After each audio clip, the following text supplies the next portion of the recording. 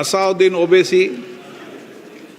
Sir, I oppose this introduction of this constitutional amendment bill because it violates the parliamentary form of democracy and federalism, which are both parts of basic structure of the Constitution, sir.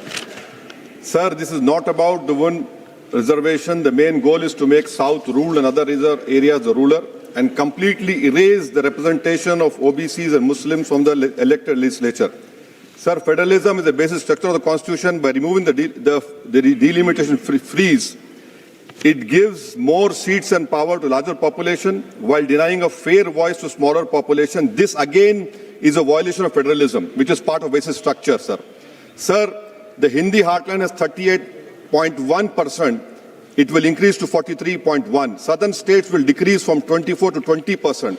Sir, why I say it is complete destruction of federalism? It also curtails parliamentary democracy. Parliament democracy has to be representative of, if a voter in Telangana feels that their voting or not makes no difference, if decisions are taken in UP rather than parliament, why will they vote?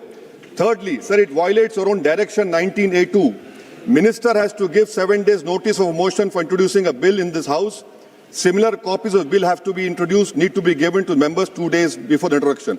Third, sir, this is a clear violation of 123B of RP Act 1951 to 1 week before voting. I call this a corrupt practice, sir. I will be asking for a division of this bill, sir, and I end by what Sahir Ludhiani had said.